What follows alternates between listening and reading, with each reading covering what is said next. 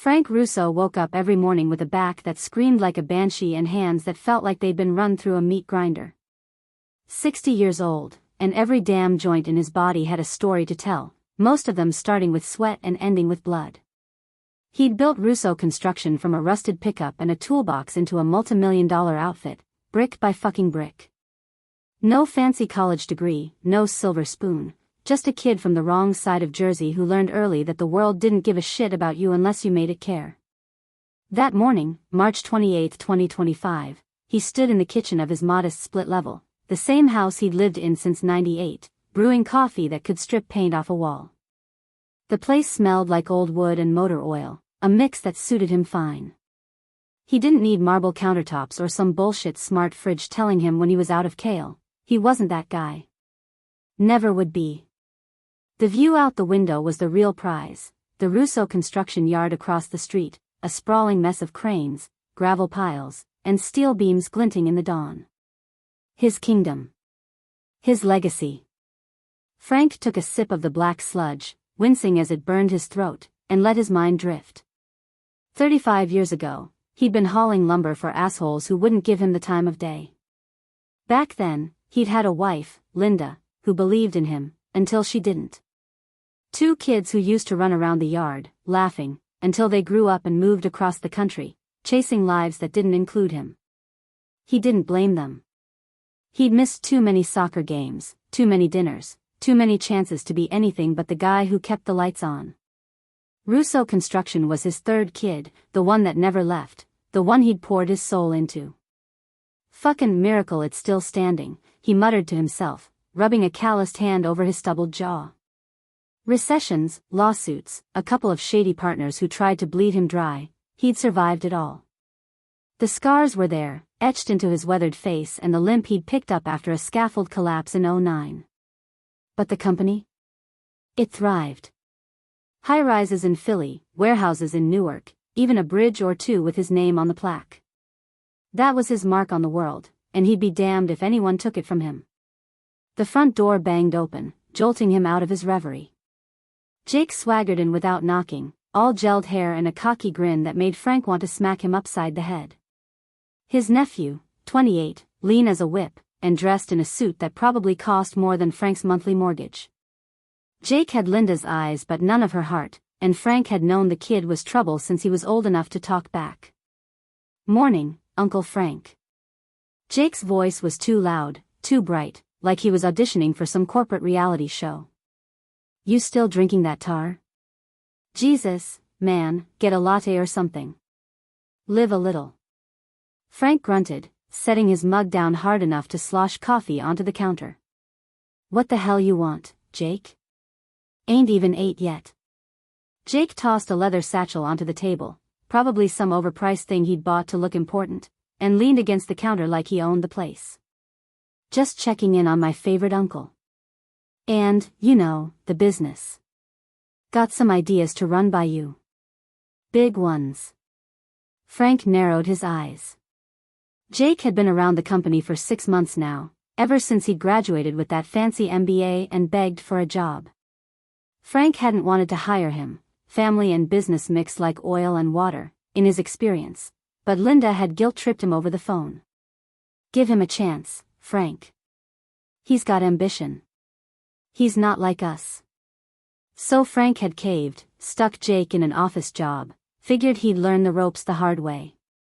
Except Jake didn't want the ropes. He wanted the whole damn ship. Ideas, huh? Frank crossed his arms, the flannel shirt straining over his broad shoulders. "Last time you had an idea, you wanted to put a goddamn juice bar in the break room. We build shit, Jake. We don't sip kale smoothies." Jake laughed, a sharp, grating sound that set Frank's teeth on edge. "That's the problem, man. You're stuck in the Stone Age. Russo Construction's got potential, real potential, but you're running it like it's still 1995. I'm talking rebranding, tech upgrades, a social media push. We could double revenue in a year if you just listen." Frank felt the heat creeping up his neck, the kind that usually ended with him yelling or punching something. He took a slow breath, forcing it down. "Listen, Kid. I've been doubling revenue since before you were shitting in diapers. You think some TikTok bullshit's gonna build a skyscraper? Get your head out of your ass. Jake's grin didn't falter, but his eyes hardened. That's why you need me, Uncle Frank. You've got the grit, sure, but I've got the vision. This isn't about replacing you, it's about taking what you built and making it better. Better, Frank repeated, the word tasting like ash. He wanted to grab Jake by the collar and shake some sense into him, tell him that better wasn't a logo or a hashtag, it was blood, sweat, and 16-hour days. But he didn't. Not yet. He'd promised Linda he'd try, and Frank Russo didn't break promises, no matter how much he wanted to. Fine, he said at last, voice rough as gravel. Bring your big ideas to the office. We'll talk. But don't think for a second you're running this show, Jake. This is my company. My rules. Jake shrugged, snagging an apple from the bowl on the counter like he hadn't just poked a bear. Sure thing, boss. See you at 9. He sauntered out, leaving the door wide open, and Frank stood there, staring at the empty yard across the street. His yard. His life's work. Something sour twisted in his gut, a feeling he hadn't had since the last time someone tried to screw him over. He didn't know it yet, but Jake's ideas were the first step toward a betrayal that'd make his old scars look like paper cuts. Little bastard's got no idea who he's fucking with, Frank muttered, draining the last of his coffee. He grabbed his keys and headed out, the weight of 35 years settling heavy on his shoulders. It was gonna be a long day. Frank Russo didn't trust fancy boardrooms. Never had. The long oak table, the leather chairs, the view of Philly's skyline through floor-to-ceiling windows, it all felt like a stage for assholes to play dress-up and pretend they mattered. He'd built Russo construction on job sites, not in cushy offices, but here he was, 9 a.m. sharp, watching Jake strut in like he owned the damn place. The kid had a stack of glossy folders under his arm, a Bluetooth earpiece blinking like a fucking Christmas light, and that same smug grin that made Frank's knuckles itch. All right, people, Jake said, clapping his hands like some motivational speaker. The board, 6 suits Frank had handpicked over the years, shifted in their seats, eyeing him with a mix of curiosity and annoyance. Let's talk future. Russo Construction's got bones, but it's time to put some meat on them. Frank leaned back in his chair, arms crossed, the creak of leather loud in the quiet room. He'd agreed to hear Jake out, but he wasn't about to clap like a trained seal. Get to it, Jake. We got a bid due on the Camden project by noon. Jake didn't even glance at him, just started passing out his folders like they were golden tickets. Patience, Uncle Frank. This is bigger than Camden. This is about dragging us into the 21st century. The board flipped through the pages, charts, graphs, buzzwords like synergy and disruption in bold font. Frank didn't need to look. He could smell the bullshit from across the table. Jake launched into his pitch, a total rebrand, a new logo with some swoopy nonsense, a fleet of electric trucks, and, Christ almighty, a digital-first strategy with an app for clients. An app. For a construction company. Imagine it, Jake said, pacing like a used car salesman. Clients track progress in real time, order materials with a tap, see our shiny new brand plastered across every screen. We're not just builders, we're innovators. Frank snorted, loud enough to make Margaret, the CFO with the steel gray bun, flinch. Innovators? We build bridges, Jake, not fucking iPhones. You think Joe Schmo on a crane gives a rat's ass about an app? Jake's grin tightened, but he kept going, smooth as oil. That's the old way, Frank. Clients want modern. They want sleek.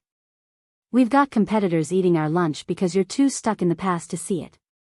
The room went quiet, the kind of quiet that hums with tension. Frank felt eyes on him, Tom from operations, who'd been with him since '92, Lisa from HR, who'd cried on his shoulder when her kid got sick, even Margaret, who'd once told him he was the only boss she'd ever respect. They were waiting for him to shut this down, to put the kid in his place. But Jake wasn't done. "I've been talking to some of our big clients," he said, dropping the bomb casual as hell. "They're on board. They like the vision. They just need us to commit." Frank's gut twisted. "You've been talking to my clients? Behind my back?" Jake shrugged, like it was no big deal. "It's our clients, Uncle Frank. And yeah, I made some calls. Built some bridges, pun intended. You should thank me." "Thank you?"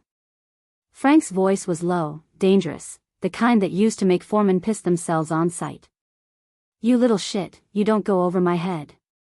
You don't talk to my people without me knowing." Jake held up his hands, all mock innocence. "Relax, man. I'm not the enemy here. I'm trying to save this place. You've done great, but times change. We either adapt or we're fucked." Frank wanted to lunge across the table, grab that stupid earpiece, and shove it where the sun didn't shine. But he didn't. Not yet. He'd spent decades learning to keep his temper on a leash, and he wasn't about to let this punk snap it. Not in front of the board. He forced a slow breath, staring Jake down. "We'll see about that. Meeting's over. Get back to work." The board shuffled out, murmuring, but Jake lingered, tossing Frank a wink. "Think about it, old man. Future's coming whether you like it or not." That should have been the warning shot. Frank should have seen it, the gleam in Jake's eye, the way the board wouldn't meet his gaze. But he was too pissed to think straight, too caught up in the sting of old man, to notice the knife sharpening behind his back. Days bled into weeks, and Jake didn't let up. He was everywhere, schmoozing clients at lunches Frank wasn't invited to, whispering in the board's ears, dropping hints about retirement like it was a gift. Frank caught wind of it, but he brushed it off. Jake was a mosquito, annoying but harmless. He'd built this company with his bare hands, nobody could take it from him. Right? Then came the Friday meeting. March 28, 2025, circled back around like a bad penny. Frank walked into the boardroom expecting to hash out the Camden bid, his thermos of tar-black coffee in hand. The table was full, board, Jake, even a couple of lawyers he didn't recognize. The air felt wrong, thick with something he couldn't name. "Frank," Margaret started, her voice softer than usual, "we need to talk." Jake cut in, standing at the head of the table, Frank's spot, like he'd been rehearsing for it. "Uncle Frank, you've done amazing things. Legend, really. But it's time to step back." The boards voted.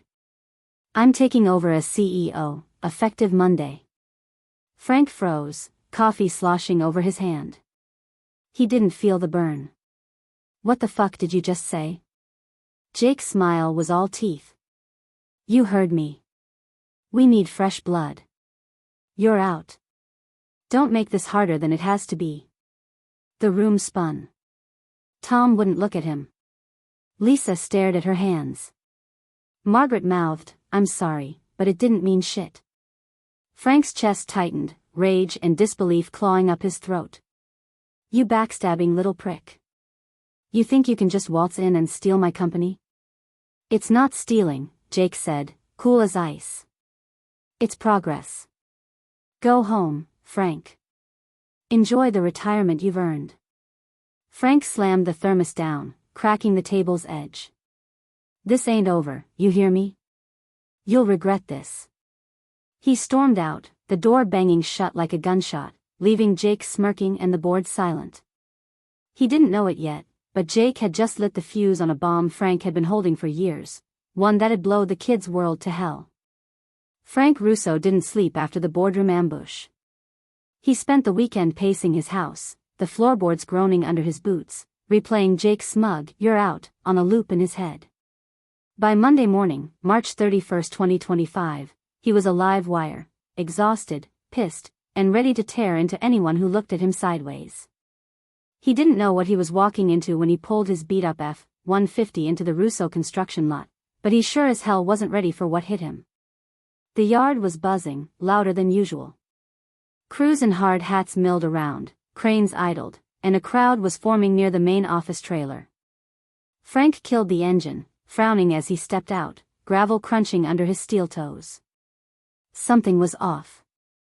He spotted Tommy Delgado, a foreman he'd hired straight out of trade school 20 years back, leaning against a stack of rebar, arms crossed. Tommy's face was tight, eyes flicking toward the trailer like he was waiting for a storm to break. "What's going on, Tom?" Frank called, his voice rough from too much coffee and not enough sleep. Tommy hesitated, scratching his beard. You better see for yourself, boss. Kid's got a show planned." Frank's stomach dropped. Kid meant Jake, and show meant trouble. He pushed through the crowd, familiar faces, guys he'd trained, women he'd promoted, people who'd stuck with him through lean years and late paychecks.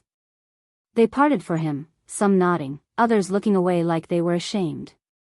The air crackled with tension, and Frank felt every eye on him as he climbed the trailer steps. Inside, Jake stood on a folding table like some cheap-ass king, a megaphone in one hand and a clipboard in the other. He was in another slick suit, tie loose, hair gelled to perfection. The trailer was packed, office staff, site managers, even the damn receptionist, crammed shoulder to shoulder.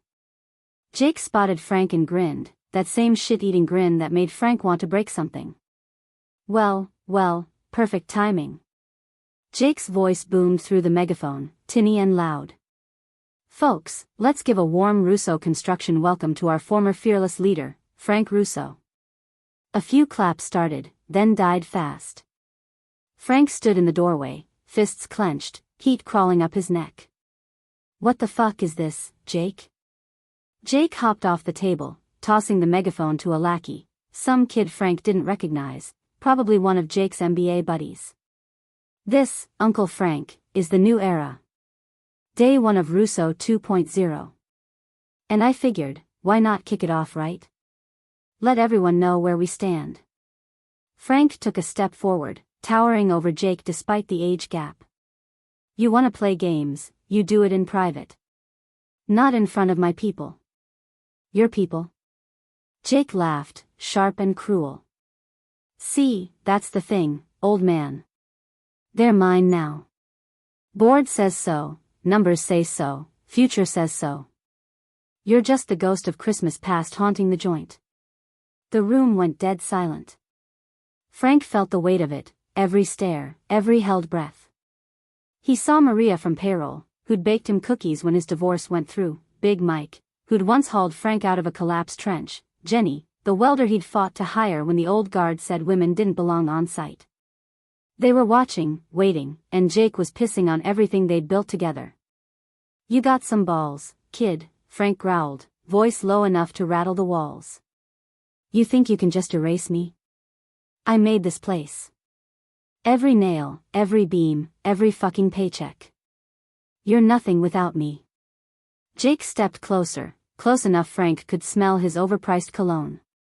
"That's where you're wrong. You built a dinosaur, Frank. I'm making it a goddamn dragon. And dinosaurs? They die out. So here's the deal, you're fired. Officially.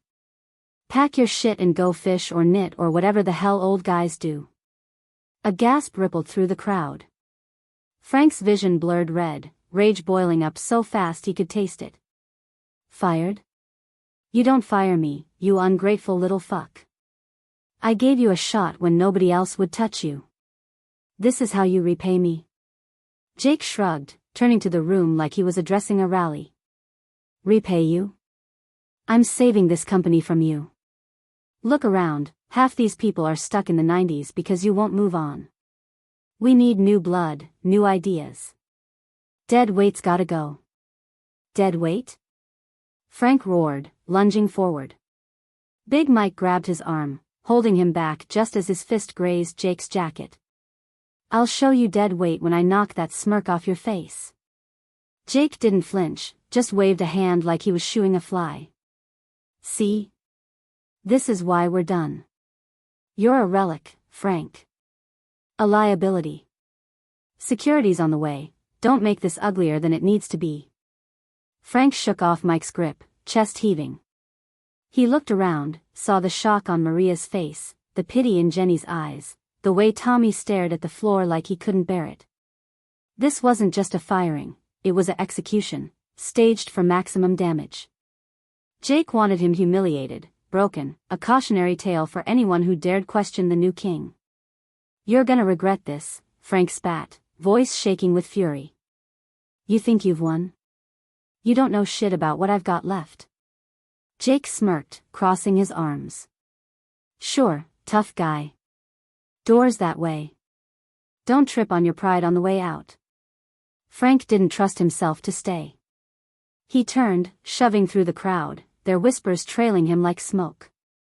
Outside, the air hit him like a slap, cold, sharp, real. He stumbled to his truck, slamming the door so hard the window rattled. The yard blurred through the windshield, his kingdom turned hostile overnight. He didn't cry. Frank Russo didn't cry. But his hands shook as he gripped the wheel, knuckles white, and a single thought burned through the haze: that little bastard's gonna pay. He didn't know how yet, didn't know when, but Jake had just fucked with the wrong man. And Frank had a hell of a lot more up his sleeve than anyone, especially Jake, realized. Frank Russo didn't go home after the trailer shitshow. Couldn't. The thought of facing that empty house, the yard staring back at him like a ghost of everything he'd lost, made his stomach churn. So he drove, past the city limits, past the billboards and strip malls, until the asphalt turned to dirt and the pines closed in.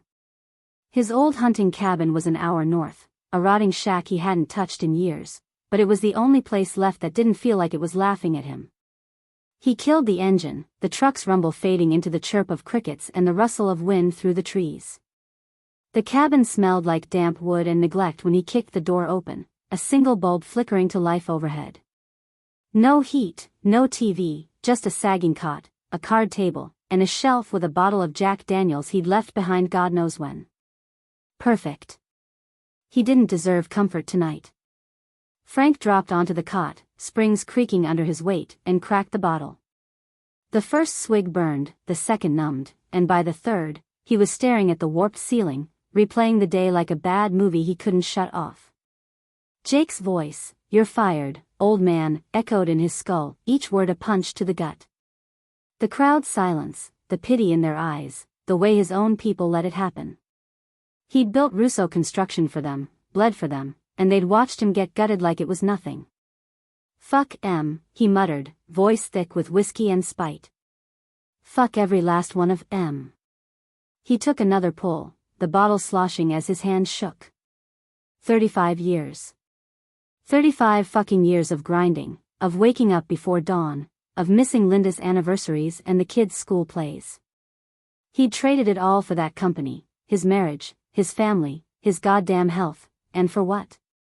To have some snot-nosed punk with a degree and a hard-on for power rip it out from under him? Jake hadn't swung a hammer a day in his life, hadn't spent a night in the ER with a busted leg, hadn't buried partners who didn't make it off a site. He didn't earn shit. Frank's phone buzzed on the table, Tommy's name flashing on the screen. He snatched it up, thumb hovering over the answer button, then chucked it against the wall with a snarl. It hit with a crack, screen shattering, and he didn't care. Tommy could have spoken up today, could have had his back. So could Maria, Mike, Jenny, all of them. Instead, they'd stood there, mute as statues, while Jake pissed on his grave. Loyal until it mattered, huh? Bastards. He staggered to his feet, bottle in hand, and kicked the table over. It crashed, splintering, and he didn't stop, grabbing a chair and hurling it into the shelf, sending cans and dust flying. "That little fucker thinks he's king," he roared, voice bouncing off the walls. "Thinks he can take my life and dance on it? I'll bury him. I'll fucking bury him." The outburst left him panting, chest heaving, the cabin a wreck around him. He slumped against the wall, sliding down until his ass hit the floor, whiskey spilling over his jeans. The anger was still there, a hot coal in his ribs, but something colder crept in, shame. He'd been humiliated, stripped bare in front of everyone he'd ever fought for. They'd seen him weak, beaten, a has-been shoved out the door. Frank Russo, the guy who'd stared down bankers and union bosses, reduced to a punchline by his own blood. He tilted his head back, eyes stinging, and let the bottle slip from his fingers. It clinked against the floor, rolling away, half empty. Somewhere out there, Jake was probably celebrating, popping champagne, slapping backs, rewriting Frank's story like he'd never existed. Frank pictured it, the kid in that shiny suit, throwing a party on his dime, turning Russo Construction into some tech bro wet dream. The thought made him sick. Should have seen it coming, he rasped, voice barely above a whisper. Should have crushed him the second he walked in. He'd been soft. That was the truth, the one that cut deepest. Linda's voice had wormed into his head, give him a chance, Frank, and he'd listened.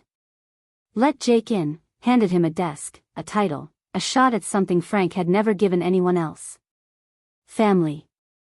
What a joke. Jake wasn't family, he was a leech, a snake, a goddamn parasite who'd waited for the perfect moment to strike. And Frank had been too blind, too stubborn, to stop it. The phone buzzed again, cracked screen glowing in the corner. He didn't move. Couldn't. It'd be Tommy or maybe Margaret, calling to say they were sorry, that they didn't mean it, that they'd fix it. Bullshit. Words didn't fix this. Nothing fixed this. He was out, done, a relic like Jake said. The world had moved on, and he was just the idiot who hadn't noticed. But then, through the haze, the booze, the self-pity, something sparked. A memory, sharp and bright, the day he'd signed the first deed for the yard, back when Russo Construction was just a dream and a prayer. He'd kept everything in his name, land, equipment, contracts, because he'd learned early not to trust anyone. Not partners, not banks, not even family. It had been his shield, his ace, and he'd never let it go. Jake didn't know. The board didn't know. Nobody did.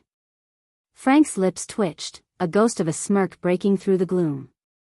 That little fucker doesn't know what's coming, he said, louder this time, the words steadying him. He dragged himself up, swaying but upright, and grabbed the bottle off the floor. One last swig, then he smashed it against the wall, glass shattering like a promise. He wasn't done. Not by a long shot. Jake wanted a war? Fine. Frank Russo had been fighting his whole life, and he wasn't about to lose to some punk who couldn't tell a rivet from his own ass. The cabin door slammed shut behind him as he stumbled into the night, a plan forming in the dark corners of his mind. This wasn't the end, it was the fucking beginning. Frank Russo woke up face down on the cabin floor, the taste of whiskey and dirt in his mouth. Sunlight stabbed through the grimy window, slicing across his pounding skull. He groaned, rolling onto his back, the splintered wreckage of last night's rampage scattered around him. His phone buzzed somewhere in the mess, a cracked lifeline to a world that had kicked him in the teeth. He fumbled for it, squinting at the screen, 5 missed calls from Tommy, 2 from Margaret, and a text from his lawyer, Vinny Caputo, call me. Urgent. Vinny. The name hit like a jolt of caffeine. Frank hadn't thought about the wiry little bastard in months, not since the last contract dispute they'd hashed out over beers. Vinny was old school, a pit bull in a cheap suit who'd stuck with Frank through every legal scrape Russo Construction ever faced. If anyone could dig him out of this hole, it was him. Frank hauled himself up, ignoring the ache in his bones, and punched the call button. Frank, you dumb son of a bitch, Vinny answered, voice raspy from too many cigars.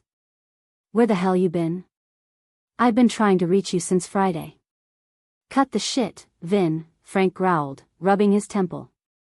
I've had a rough couple days. What's urgent? Vinny laughed, a dry, barking sound. Rough? Yeah, I heard. Your nephew's playing Caesar, and you're out in the cold. Fuckin' Shakespearean, man. But you're not screwed yet. Meet me at my office, now. We got something to talk about. Frank didn't ask questions. He splashed cold water on his face from the rusty sink, grabbed his keys, and hit the road. The drive back to Philly was a blur, pine trees giving way to highways, his mind churning with half-formed plans and a flicker of something he hadn't felt since Jake's knife went in, hope. Vinny's office was a cramped hole above a deli in South Philly, the kind of place that smelled like pastrami and desperation. Frank climbed the stairs, each step creaking, and found Vinny behind a desk buried in papers, a grin splitting his weathered face. "Sit," Vinny said, kicking out a chair.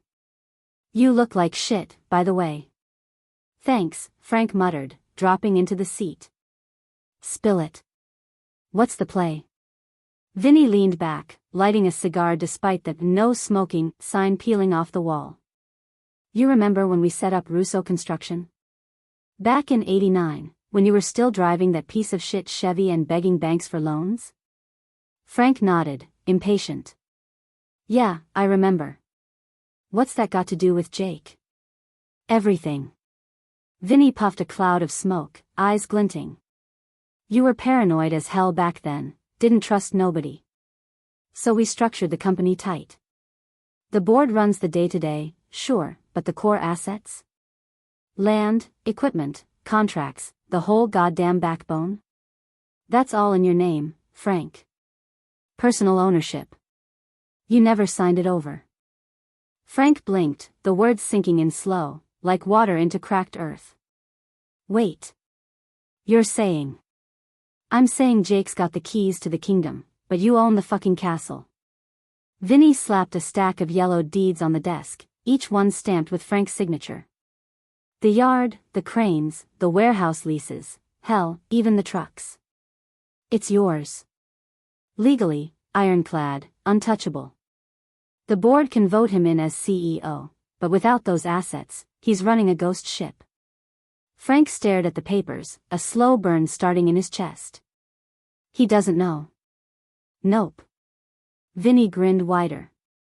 "Kid's too busy jerking off to his own reflection to check the fine print. Neither does the board, bunch of lazy pricks.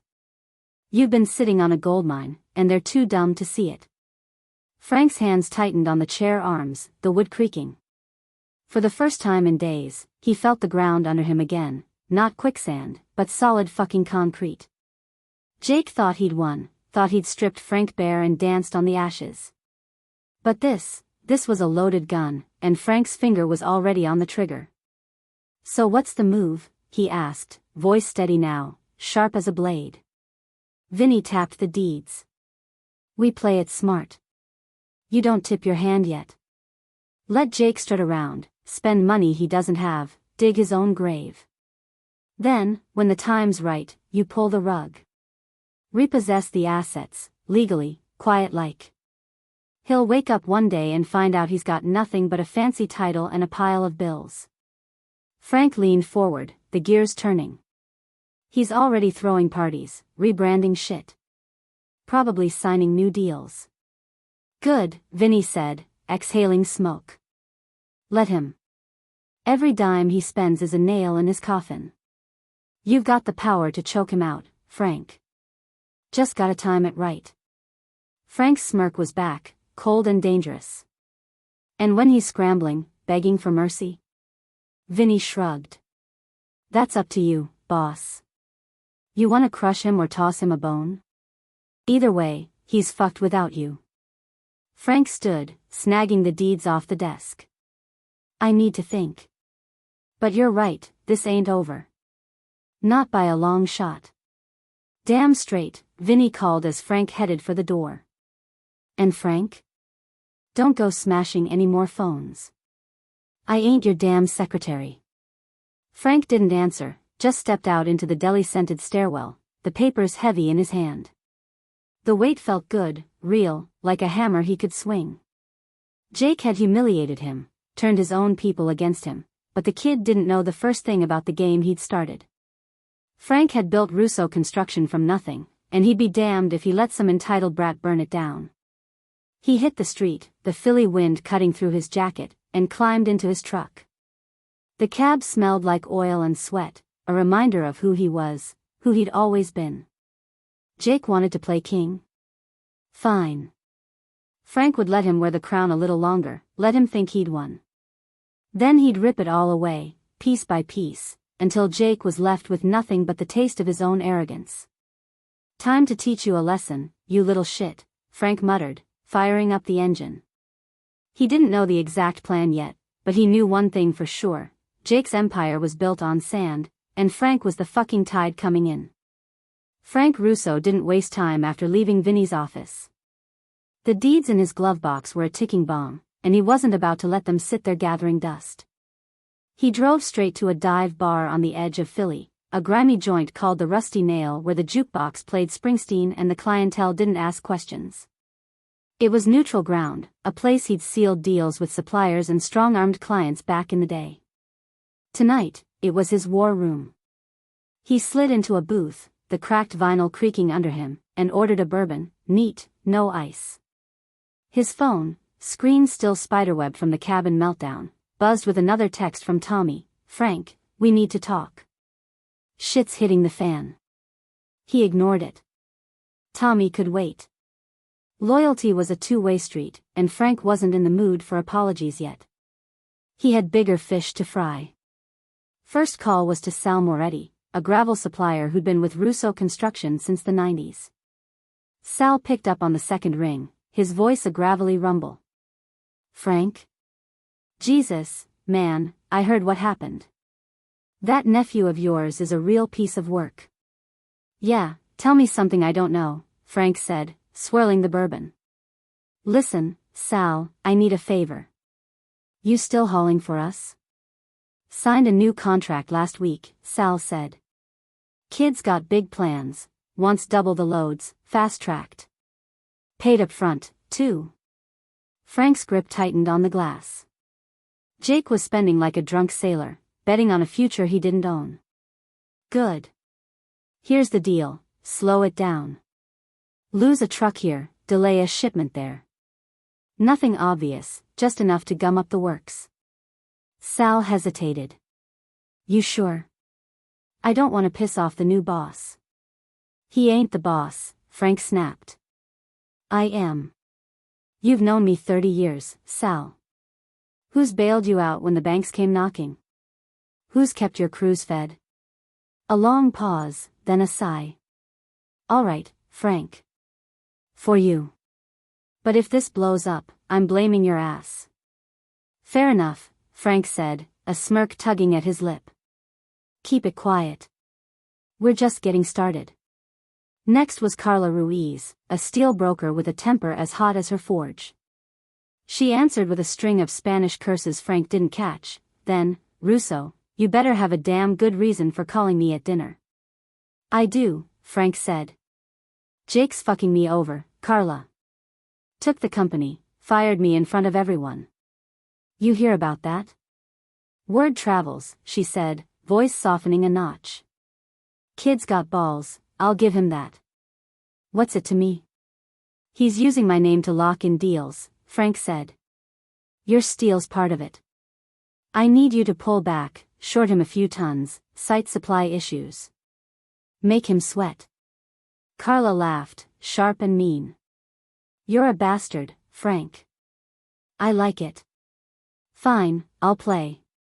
But you owe me a bottle of that tequila you brought to the Christmas party 2 years back." "Done," Frank said, downing the bourbon. "Keep it under wraps. He doesn't know I'm coming." By the time he hung up, the bar was filling up, roughnecks and truckers trading stories over cheap beer. Frank leaned back, the buzz of the room mixing with the fire in his veins. He wasn't just stirring the pot, he was rigging it to blow. Jake wouldn't see it yet, wouldn't feel the ground shifting. That was the beauty of it.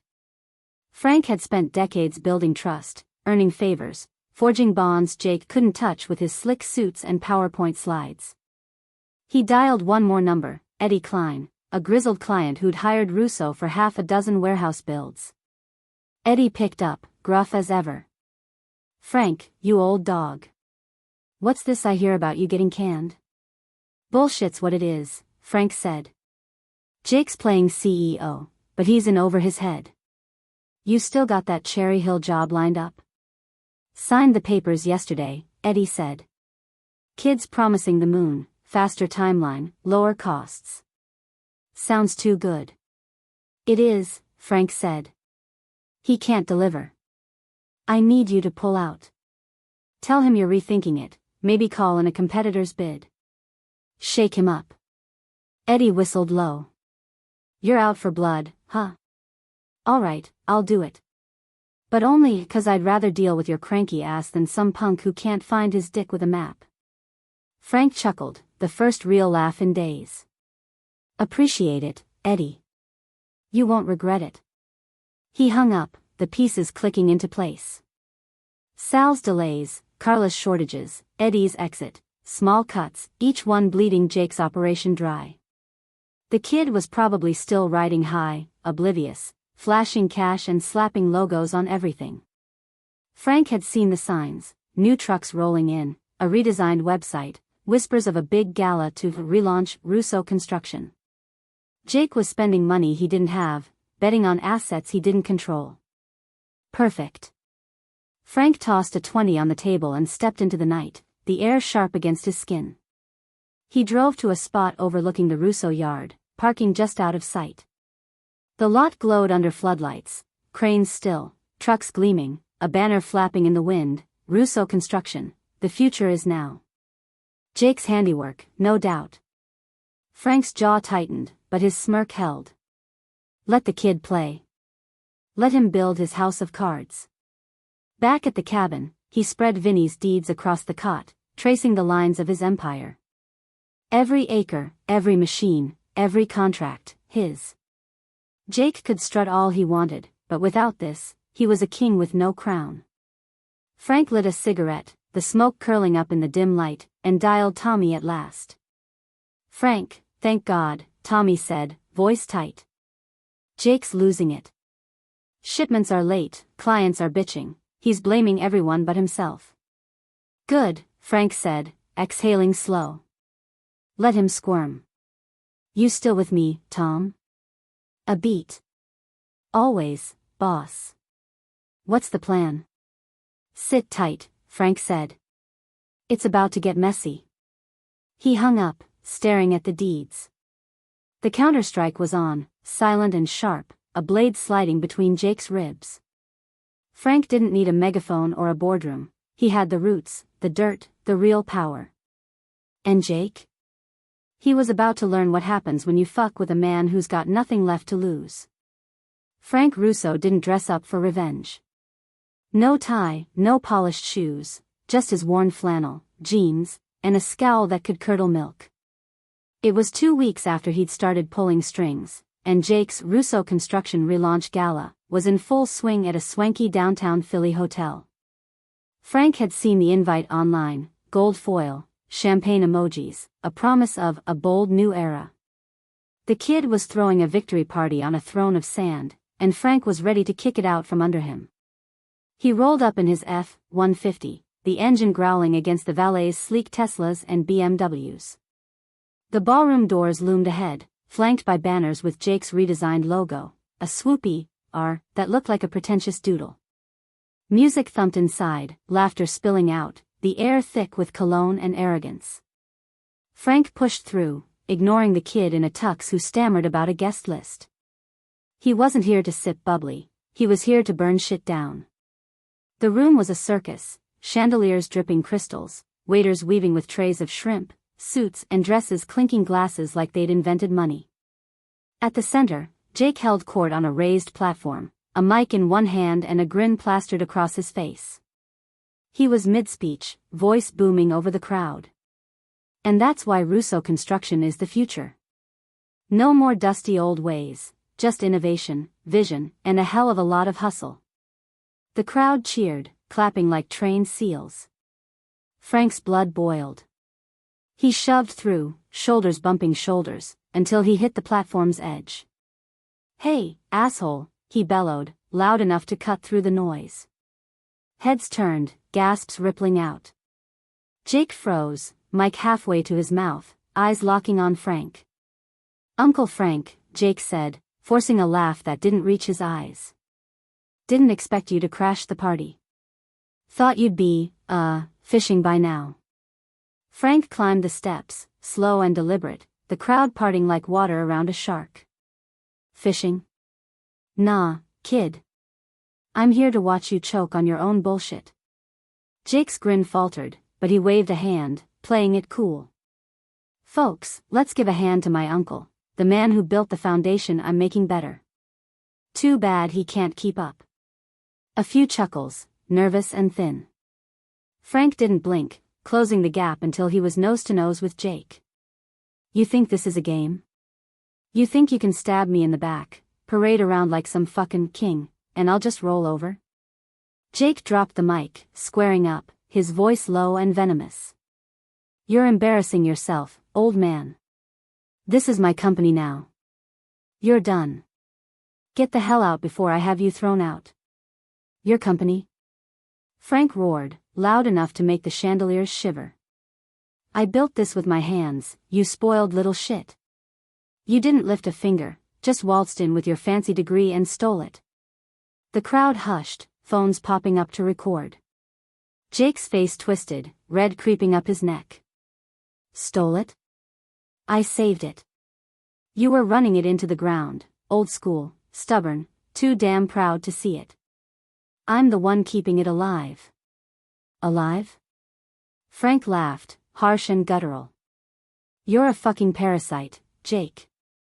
Sucking my blood, shitting on my name. You wanna talk family? I gave you a shot when your mom begged me, Linda crying on the phone, he's got no one else, Frank. And this is how you repay me? Jake flinched, the first crack in his armor. Don't bring her into this. You don't get to play the victim. You were a shitty uncle, always barking orders, acting like I was some dumb kid. I had to prove I was better. Better? Frank's fist slammed into the platform railing, wood splintering. You're a coward. Sneaking around, kissing ass, turning my own people against me. You didn't prove shit, you just waited till my back was turned. Jake shoved him, hard, hands shaking with rage. Fuck you, Frank. I earned this.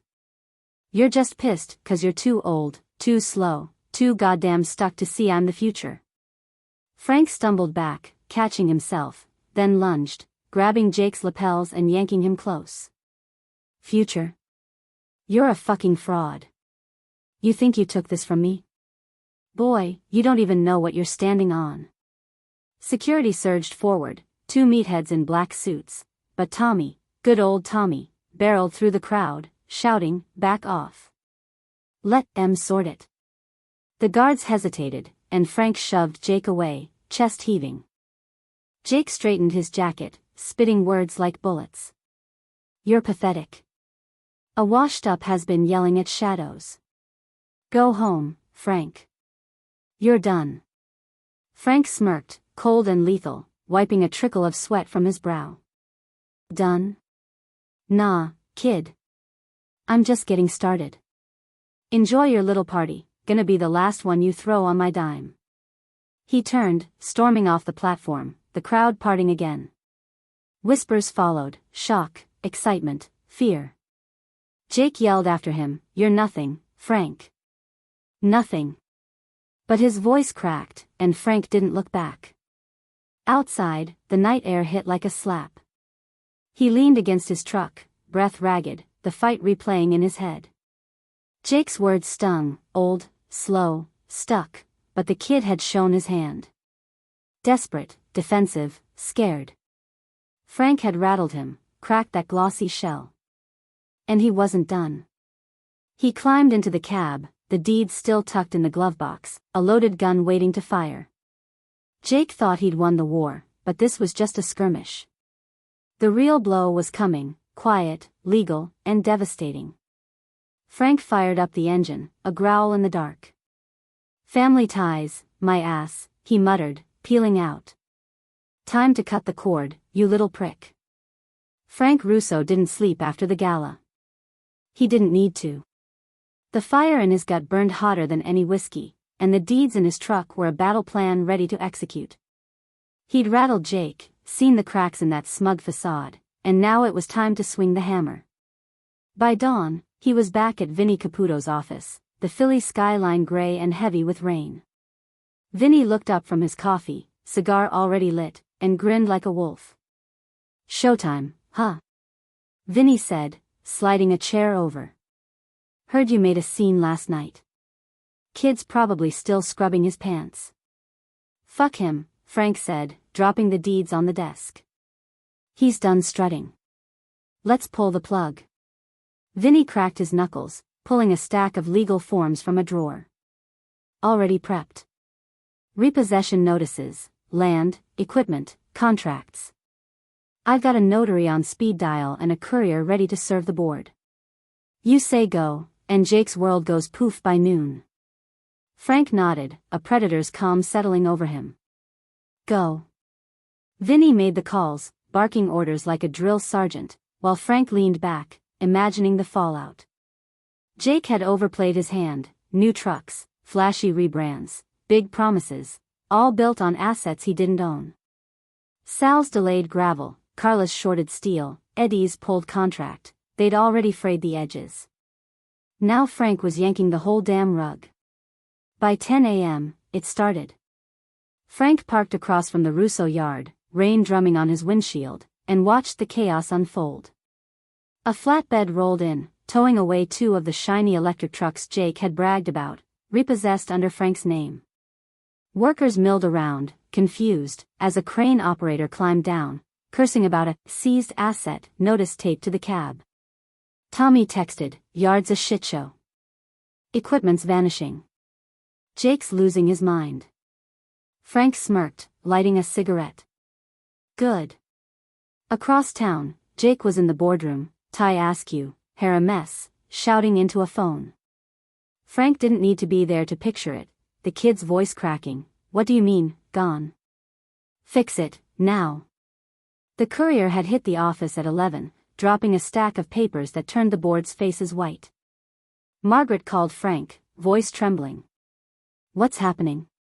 Everything's in your name?" "Damn right," Frank said, exhaling smoke. "Should have checked the books before you let that punk fuck me over." She stammered, "We didn't know." "Save it," he cut her off. "You picked your side. Deal with it." By noon, the dominoes were tumbling fast. Clients pulled out, Eddie's Cherry Hill job was just the start. Word spread, Russo Construction couldn't deliver. Suppliers yanked credit lines, citing ownership disputes. The Camden project, Jake's big win, stalled when the gravel never showed and the steel came up short. Contractors walked off-site, leaving half-poured foundations under the rain. Jake's empire wasn't just cracking, it was imploding. Frank drove to the yard, pulling up as Jake burst out of the trailer, soaked and wild-eyed. The kid spotted him and charged, fists balled. "You did this, you bastard. You fucking sabotaged me." Frank stepped out, rain plastering his flannel, and stood his ground. "Sabotaged? Nah, kid. I just took back what's mine." Jake swung, a sloppy punch Frank dodged easy, grabbing his arm and twisting until Jake yelped. "What's yours? You're a liar. You hid this, kept it all secret like some greedy old fuck." "Greedy?" Frank shoved him back, Jake stumbling into the mud. "I built this company while you were shitting diapers. You think you can steal it and cry foul when I fight back? You're dumber than I thought." Jake scrambled up, face smeared with dirt, voice shrill. "I'll sue you. I'll ruin you. This isn't over." Frank laughed, cold and hard, rain dripping off his chin. "Sue me with what? You've got no money, no assets, no nothing. Look around, genius, your future just went up in smoke."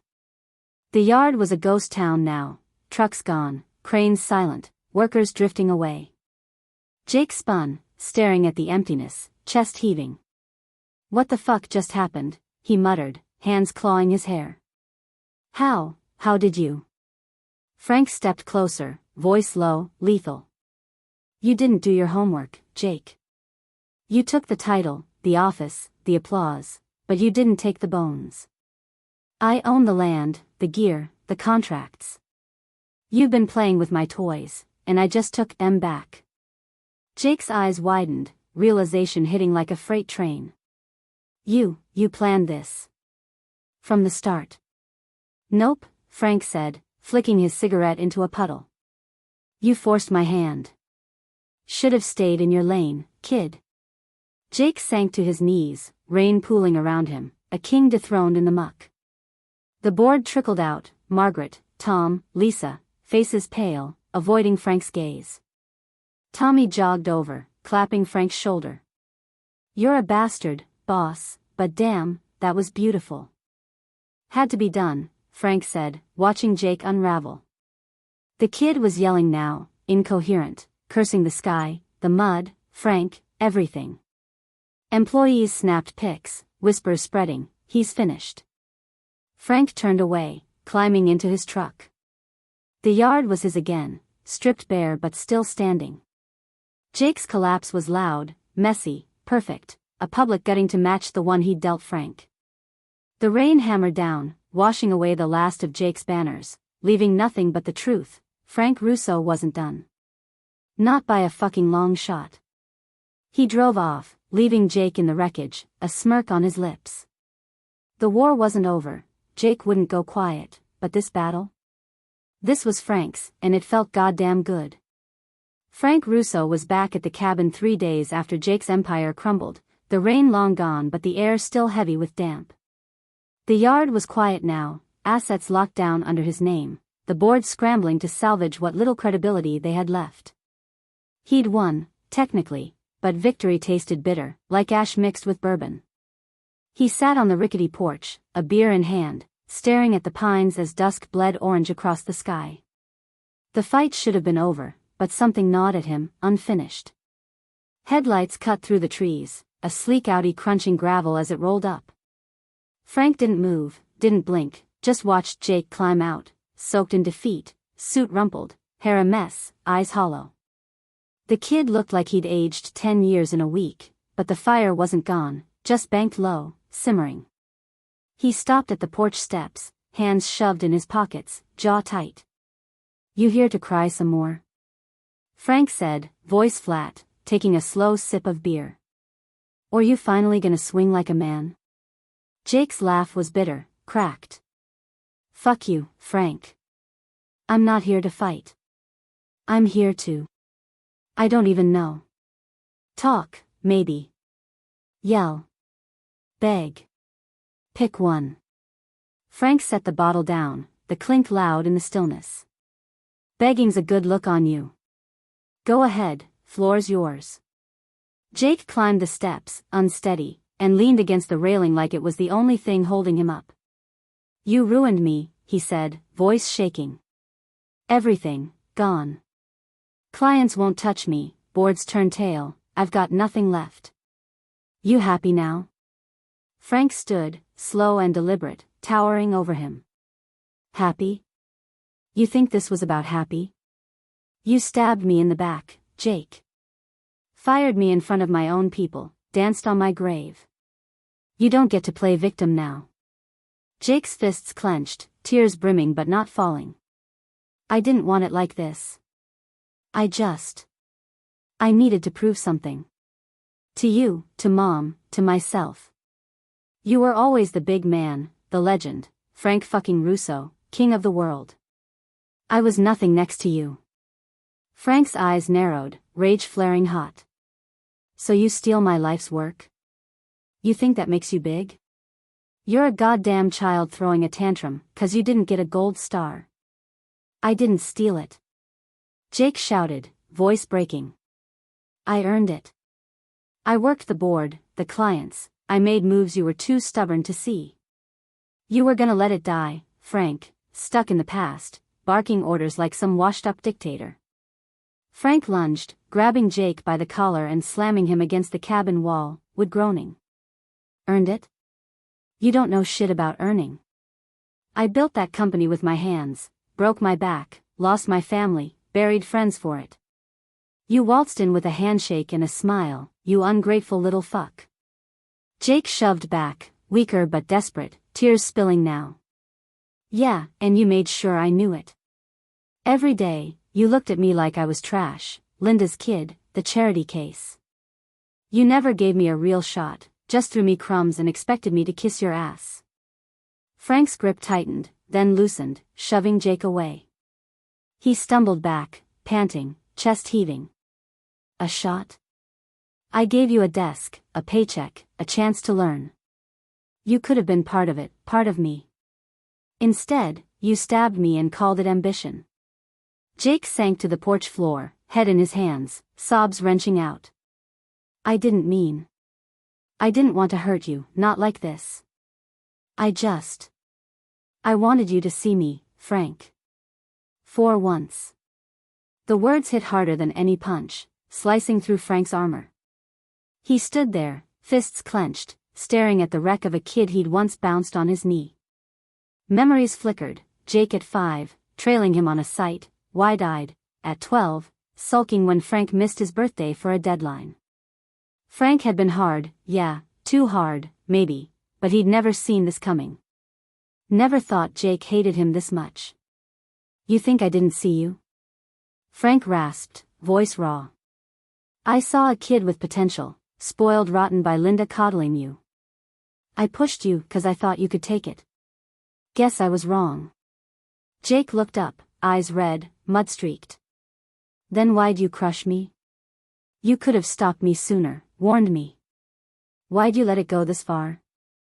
Frank turned away, gripping the railing, knuckles white. 'Cause you crossed a line. You didn't just take the company, you took my pride, my people, my fucking soul. I had to hit back. Had to show you what happens when you fuck with me. Silence stretched, thick and heavy, broken only by Jake's ragged breaths. Finally, he stood, wiping his face. So what now? You've won. I'm done. You gonna leave me in the dirt? Frank faced him, the anger draining, leaving something colder, sadder. You didn't prove shit except you're a snake. But you're still Linda's kid. I'm not heartless. He paused, jaw working. You want a way back? Start over, bottom rung, no handouts.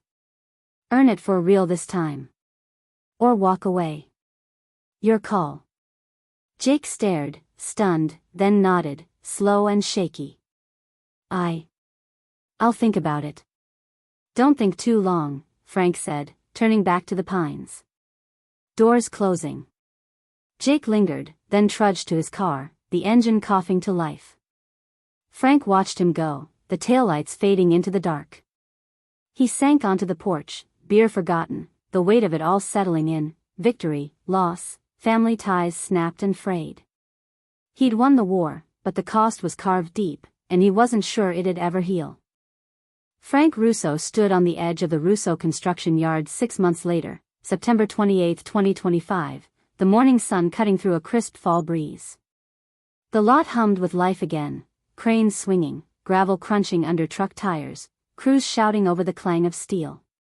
It wasn't the bloated, flashy operation Jake had tried to build, it was leaner, meaner, built back from the bones Frank had reclaimed. His boots sank into the dirt, a familiar weight, and for the first time in a long damn while, he felt steady.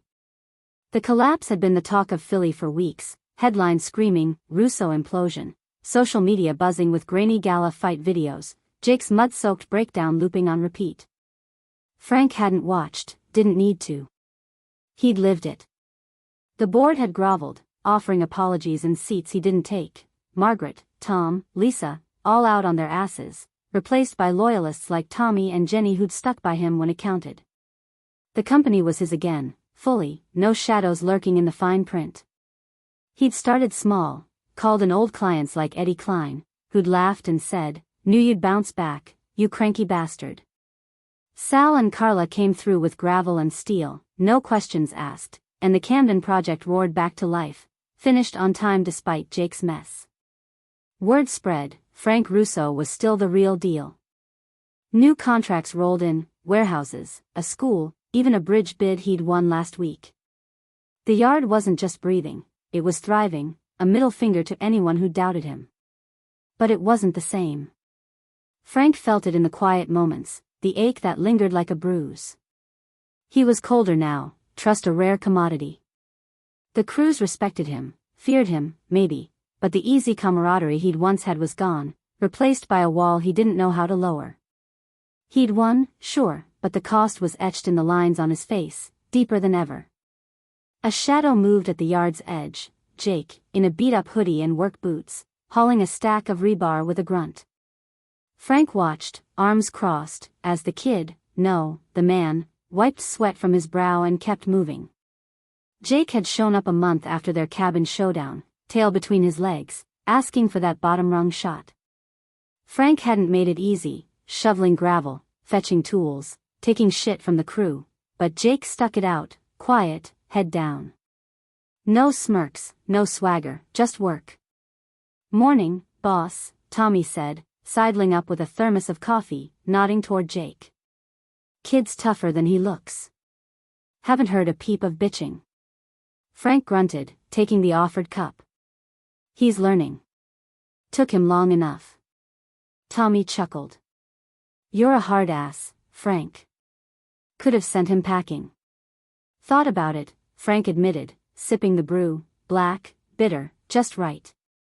"But he's Linda's blood. And maybe I owed him a chance to figure it out." Tommy raised a brow but didn't push.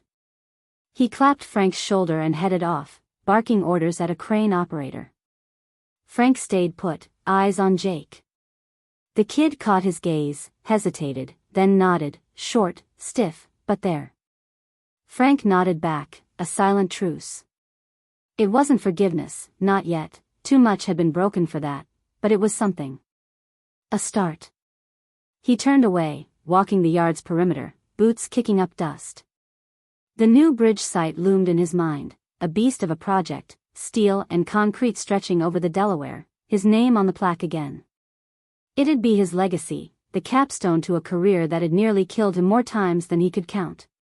But as he passed the old trailer, patched up and humming with life, he felt the ghosts, Linda's voice, the kid's laughter, the echo of Jake's betrayal. They didn't fade, just sat there, heavy and real. Frank climbed a rise overlooking the yard, the city skyline faint in the distance. He lit a cigarette, the smoke curling up, and muttered to himself, "Built it once. I'll build it again. Fuck 'em all." The words were a mantra, a shield, but they didn't sting like they used to. He'd lost too much to care about proving points anymore, except one: Frank Russo didn't quit. Jake's shadow crossed the lot below, hauling another load, and Frank exhaled slow. The kid might make it yet, might earn a real place, not the throne he'd stolen, but a spot carved out with sweat and time. Or he might not. Either way, Frank wouldn't carry him. That was done. The sun climbed higher, the yard alive with noise and purpose, and Frank stood there, a grizzled king on his patched-up hill. He'd taken back what was his, burned the rest to ash, and built something new, not perfect, not whole, but his. The scars stayed, on his hands, his back, his soul, but so did the pride, hard-earned and unshakable. He flicked the cigarette away, watching it smolder in the dirt, and turned back to the work.